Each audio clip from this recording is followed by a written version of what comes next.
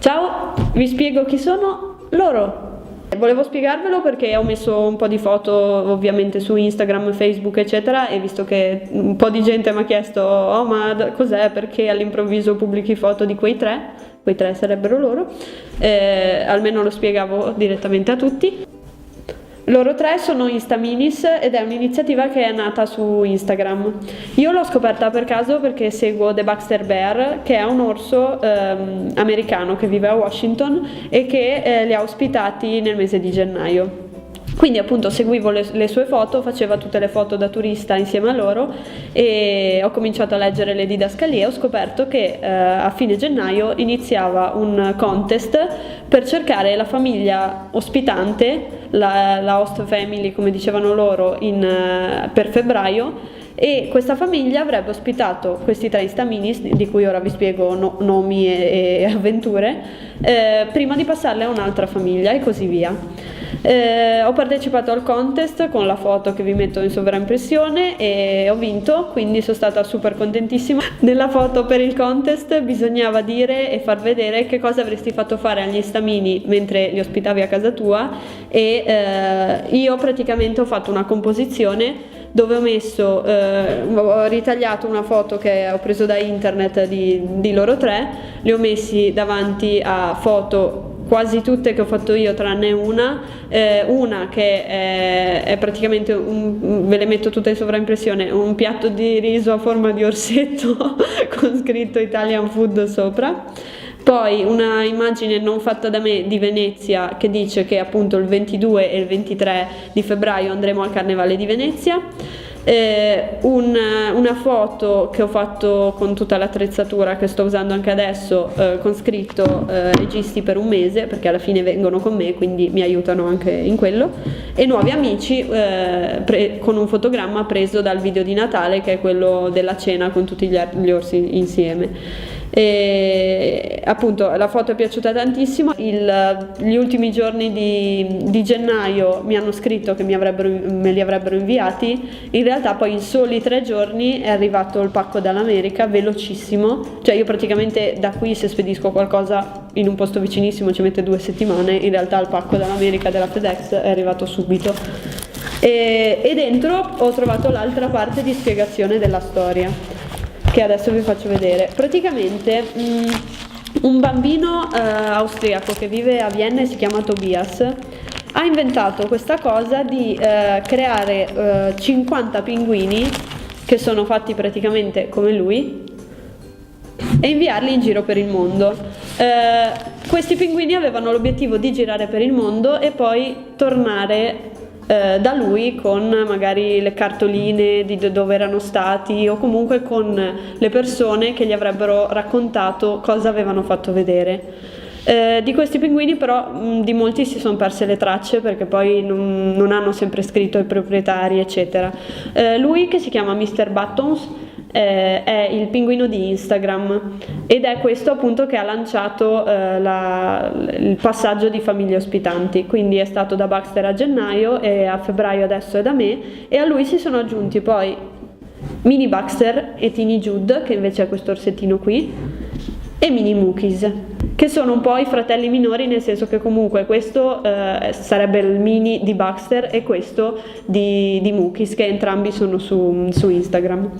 Praticamente poi mi è arrivato questo pacco, come vi dicevo, della FedEx e dentro ho trovato la lettera originale di Tobias, che è questo bambino di Vienna di 8 anni che ha scritto, vabbè, qui è scritto tutto in tedesco quindi io non l'ho capito, però dietro per fortuna c'è la traduzione e praticamente ha scritto: ciao, sono Tobia, ho 8 anni e sono austriaco di Vienna, mi piacciono i pinguini e mi piace andare in viaggio con loro. Siccome la scuola sta cominciando presto, lascerò che i pinguini vadano in viaggio da soli. Sono molto curioso di sapere le esperienze che faranno. Saluti da Tobias. Ed è bello perché è tradotto in tutte le lingue, quindi c'è inglese, italiano, norvegese, magyar, che non so che lingua sia, spagnolo e olelo Hawaii. oltre che cinese o giapponese, quindi è stato previsto proprio un giro mondiale enorme. E poi niente, c'è il foglio di regole sempre in tedesco e in inglese per chi ospita questa, appunto, gli stamini. Praticamente Tobias, che è questo bambino, ha chiesto aiuto a Claudia, che è un'amica di sua mamma, e insieme hanno creato 50 pinguini che appunto hanno girato il mondo. Nel pacco che mi è arrivato c'era, vabbè, una cartolina per me da parte di Baxter, poi un pacco di cartoline dove praticamente c'è scritto di aggiungere la propria cartolina del posto dove si vive e poi passarlo alla famiglia successiva in modo che alla fine si abbiano tutte le cartoline.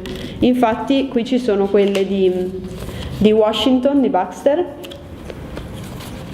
c'è quella del presidente e sua moglie americana, e poi giustamente essendo partito da Vienna c'è Sissi e la cartolina di Vienna. E adesso rimetto tutto a posto esattamente come l'ho trovato, perché la famiglia successiva che ospiterà gli stamini in realtà è quella di Amico Orso, che è un altro orsetto che io seguo su Instagram, che praticamente vive qui in Italia, quindi quando hanno deciso di fare il contest e dovevano scegliere il vincitore, hanno scelto me e lui perché si sono resi conto che potevano far felici due famiglie invece che una nello stesso momento. Grazie al fatto che io ospitavo loro e poi Amico Orso sarebbe stato il secondo, ci saremmo potuti incontrare, perché a differenza di famiglie che vivono in continenti diversi, come è successo nel mio caso, per cui Baxter me l'ha mandati da Washington a me a Genova in Italia, che ovviamente era impossibile vedersi, loro stanno a Milano, quindi il fatto di passarci gli stamini dà l'occasione di conoscerci, e questa cosa è piaciuta tantissimo, perché visto che siamo tante persone che si seguono su Instagram, il fatto che qualcuno cominci a incontrarsi non solo virtualmente ma anche dal vivo gli è piaciuto, e appunto hanno scelto noi due per fare questa cosa. Il passaporto che hanno creato per gli stamini, questo l'ha inventato Baxter. Praticamente c'è il passaporto con l'immagine di Mr. Buttons, e se si apre c'è già nella prima pagina la foto di Baxter che lo ha ospitato, il timbro americano, il nome utente di Instagram di Baxter e la data con il posto, quindi c'è scritto gennaio 2014, Washington DC, USA. E niente, c'è un altro post-it che dice: mi raccomando, aggiungi il tuo timbro e passa all'host successivo. Dentro ci sono anche i bigliettini del blog che fa riferimento a tutti i pinguini, quindi quando ogni tanto uno degli altri 49 pinguini dà notizie, e ovviamente quelle di Mr. Buttons, che adesso è qui, si può vedere, vengono pubblicate su questo blog, di cui metto poi il link sotto, che si chiama Tobias non so come si pronuncia. Pinguine. Ecco, allora, visto che non sapevo la pronuncia del blog, che io avrei letto tobiaspinguine.blogspot.com, l'ho cercato su Google pensando che fosse una strana variante dell'inglese, perché mi ricordavo si scrivesse penguin, e mi dice che è tedesco e si legge così. Pinguine. Quindi tobiaspinguine.blogspot.com. Un biglietto da tenere e gli altri da passare alla famiglia successiva. E poi ovviamente nel pacco c'erano loro tre.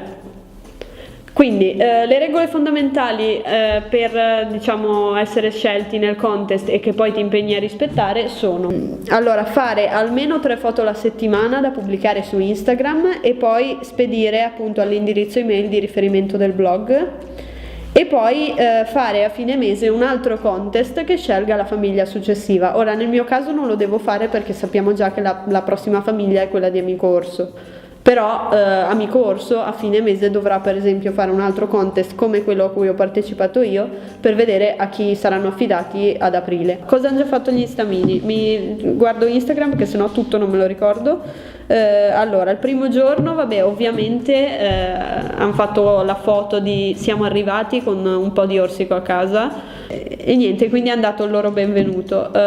Sono andati a letto in un letto bellissimo che gli ha costruito mia mamma. Praticamente gli ha fatto una specie di letto a baldacchino con il piumone super pesantissimo per riposarsi dal viaggio. Poi il giorno dopo è iniziata l'avventura, come promesso gli ho fatto assaggiare il famoso cappuccino italiano con un sacco di schiuma e infatti c'è la loro foto con gli occhioni giganti che guardano la tazzina con la schiuma che esce fuori. Hanno assaggiato la pasta al pesto, spaghetti al pesto, mi sta venendo fame. E visto che il primo giorno è stato tranquillo, poi c'è un'altra foto che ho fatto quando sono andati a dormire con Ugo, che è uno dei miei orsi, che gli legge la favola della buonanotte.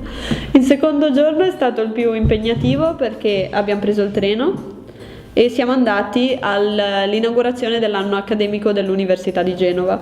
Quindi sono riuscita a fargli una foto, vabbè, ovviamente nel pubblico che ascoltavano la cerimonia. Ospiti alla radio dell'Università di Genova Campus Wave di fronte al microfono, sui droni che erano ospiti dell'evento, perché all'inizio dell'evento è stato mostrato un video che riprendeva gli edifici storici dell'Università di Genova appunto dai droni, quindi volando dai nostri colleghi e successivamente è stato proiettato il backstage che invece abbiamo fatto noi. Quindi era un po' l'argomento della giornata.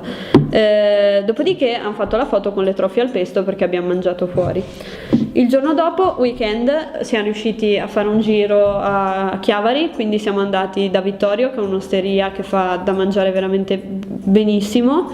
Abbiamo preso la farinata, che è la più buona del mondo, cioè non esiste, siamo a Genova, ok, ma non esiste una più buona di quella, quindi chiunque abiti vicino vada lì. Terzo giorno siamo andati a Pegli da Edoardo, quindi abbiamo la classica foto da turisti con lo sfondo di Pegli, la foto con il piattone che ci ha preparato per pranzo, per cui in onore degli Staminis ha fatto un menù americano, rivisto all'italiana ma un menù americano, visto che erano stati a Washington, così si trovavano più a loro agio. Hanno fatto la foto con la DeLorean. Volevano partire e tornare indietro, ma gli ho spiegato che non potevano perché da Baxter avrebbero rincontrato loro stessi e sarebbe successo un caos.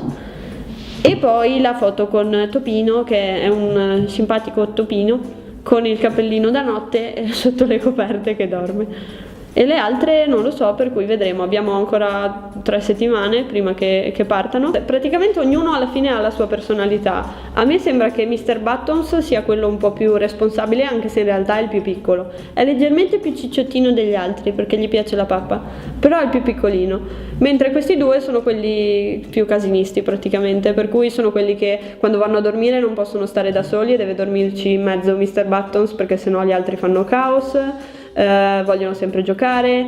Tutta la cerimonia dell'inaugurazione c'era Mini Baxter che voleva saltare e giocare sui droni, quindi continuava a dire quando si va a giocare sui droni, quando si va a giocare sui droni, e Mini Mukis invece ha solo detto che i tizi che parlavano erano noiosi, quindi va bene, ci sta, sono un po' i ragazzini del gruppo. E quindi non si fermano praticamente mai, bisogna fargli un sacco fargli fare un sacco di cose e soprattutto fargli le foto, perché se tu fai qualcosa e non gli fai le foto loro si mettono a urlare picture, picture, picture finché non gliela fai, quindi devi fargli un sacco di foto ricordo. E il 1° marzo incontriamo Amico Orso che viene qui a Genova, così gli Stamini passano all'altra famiglia che li ospiterà, mi mancheranno tantissimo già. E intanto conosciamo Amico Orso. Io metto sotto tutti gli account di Instagram di cui ho parlato e il blog su cui potete seguire le avventure dei pinguini. E niente, è tutto qui. Ciao!